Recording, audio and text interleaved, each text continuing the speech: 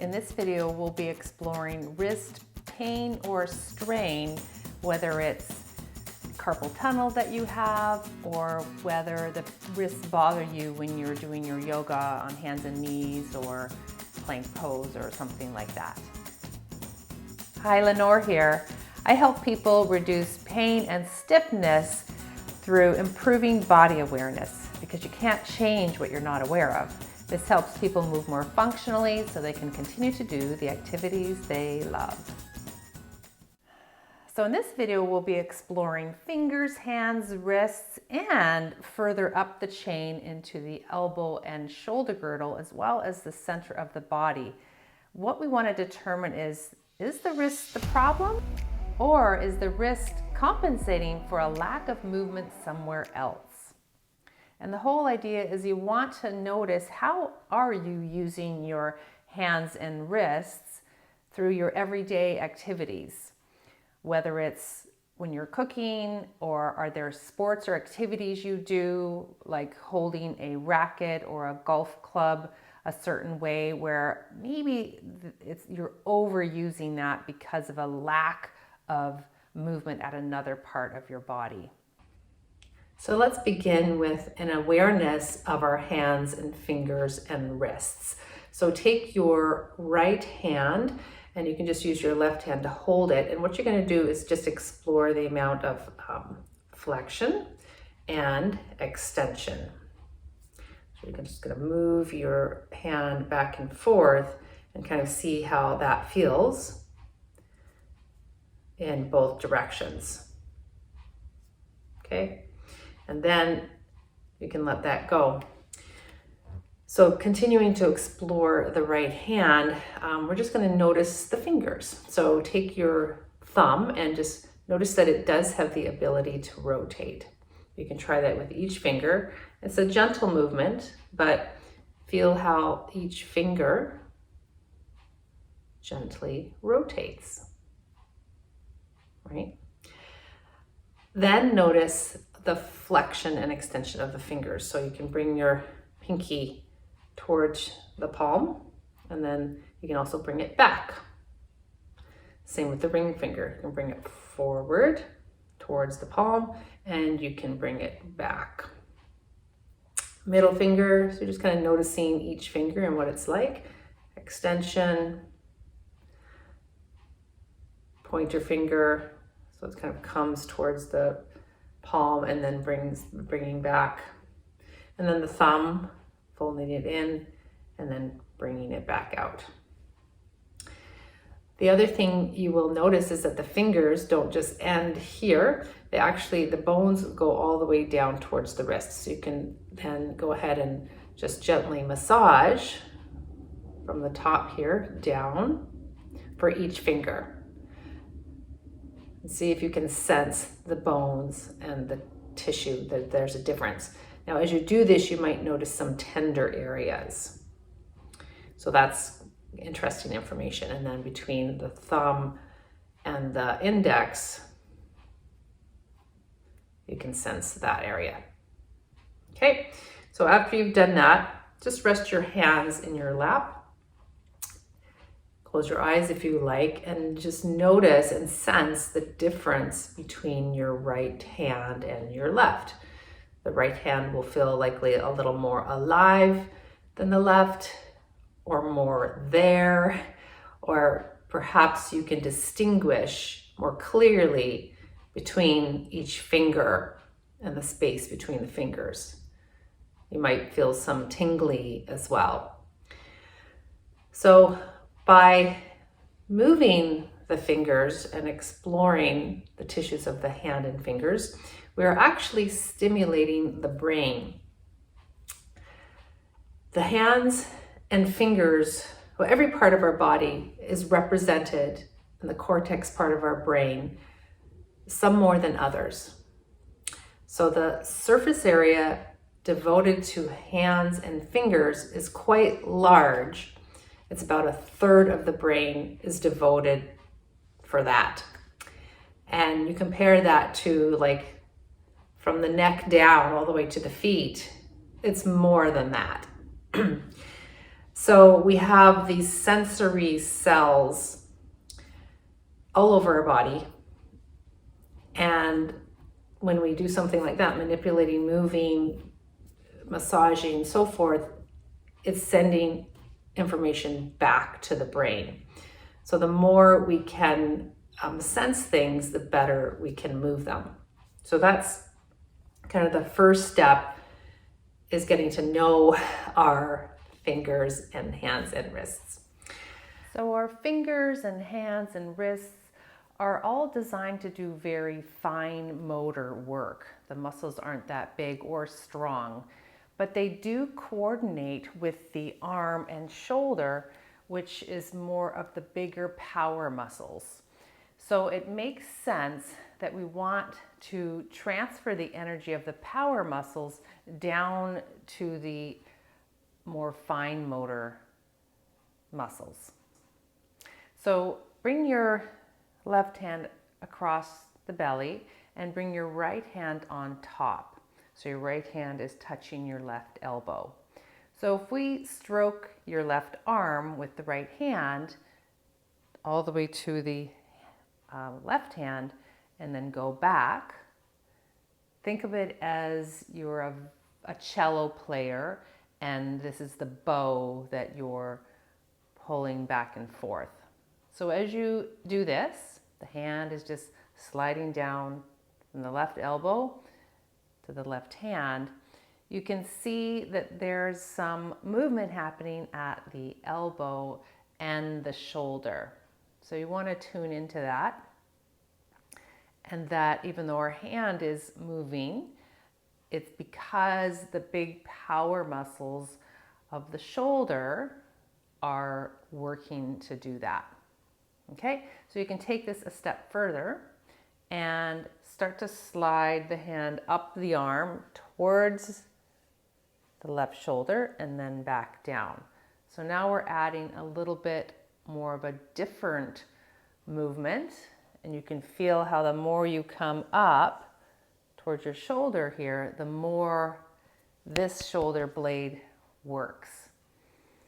So explore that. Only move in a range that's comfortable, but you'll notice that your hand will travel further the more your shoulder blade allows that, the more the muscles, the power muscles of your upper back help to do that. So you can even notice that to bring the hand further, you can bring a little bit of the spine into it and maybe the head forward to make that even more. So to travel further with the hand, we can add the big power muscles of the center. So just rest for a moment, but just notice the sensation of your right shoulder, arm, and hand versus the left. It'll likely feel quite different. So we can do that on the other side. After you've paused the video to do that, let's try both moving at the same time. So you can start with left hand across belly and right on top. Now we'll be moving the elbows out. And when you come back, you can put the other arm in front and just slide up the arm like we were doing before. Okay? So you can even move the hands apart and then cross the other one over and just get used to this movement. At first, it'll take some time to coordinate, and then you'll get the hang of it. But we're just connecting the movement of the fingers, hands, and wrist up the chain, the elbow, and the shoulders, and even into the spine. So you'll notice, perhaps as you bring your elbows out, the spine can arch a little bit to help with that. Shoulder blades retract.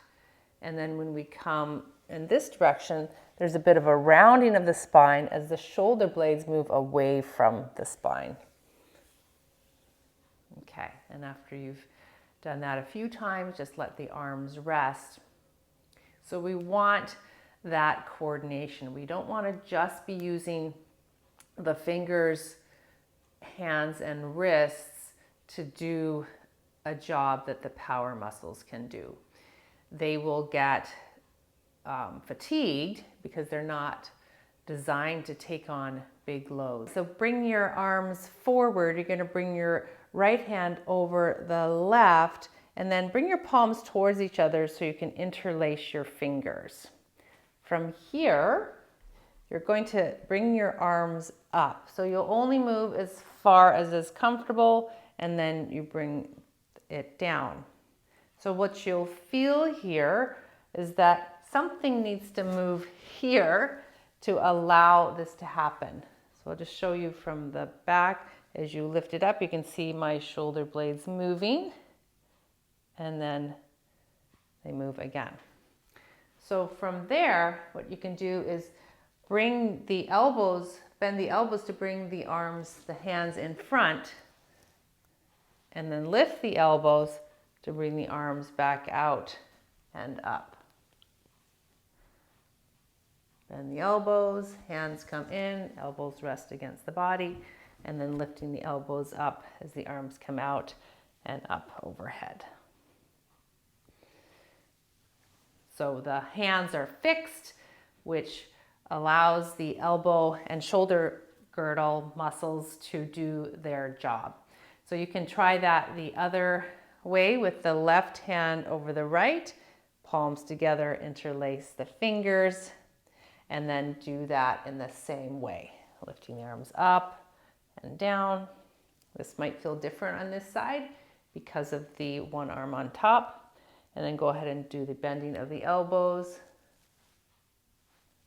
to bring them together. Okay.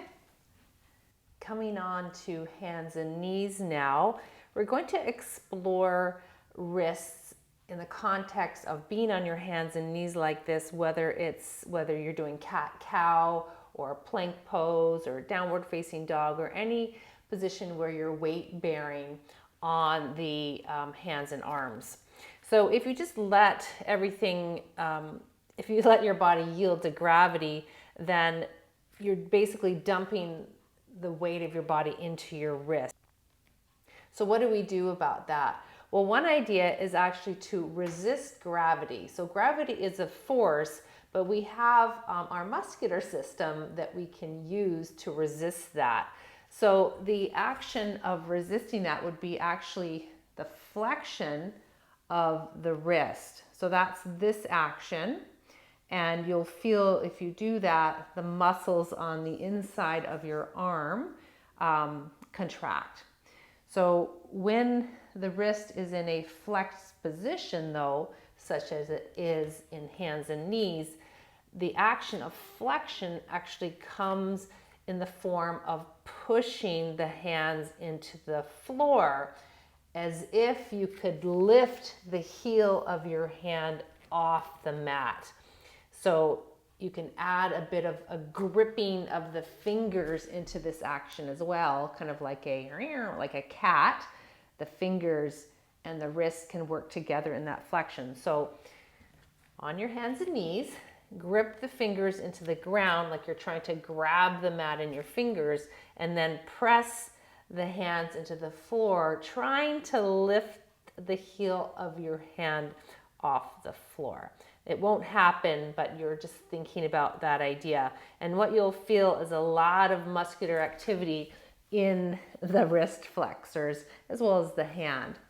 So those muscles take time to develop strength. So you want to practice that and build that up slowly. The other piece of this is the shoulders. So we talked about before how we've got, the fingers, hands, wrists, more fine motor muscles. Then we've got the muscles here of your arm, including the elbow, and then the bigger power muscles up in the shoulder girdle in the center of the body. So we want to use those power muscles to stabilize us. Because when you're on your hands and knees, there's not much movement happening, but there is stability. So we can either just kind of hang out here and yield to gravity like so, or we can do the pushing action and feel how our shoulder blades protract, i.e. move away from the spine to stabilize us. So what you can do to practice that is do what I call rhomboid push-ups. So this is just a movement of your shoulder blades. So let your chest soften and you'll feel your shoulder blades move towards each other, kind of squeezing together. That's retraction. And then as you push the hands into the floor, that's protraction, where the shoulder blades move away from each other. You can feel the muscles, your serratus anterior muscles kind of here under the armpit activate. So you can go back and forth between that, pushing and releasing, and pushing and releasing. So make sure your elbows don't bend, because that is a movement of the elbows. And so we want to fix the hands and elbows so that we're just moving through the shoulder blades. Okay, you should start to feel a little bit of fatigue, and that is simply strengthening those muscles. So I can't emphasize enough how we want to use the power muscles of our back, of the center of our body, so that they can support that transfer of energy down the chain towards the more fine motor things. If you've enjoyed this video and found it helpful, please drop me a like or subscribe to my channel below. Thanks for watching.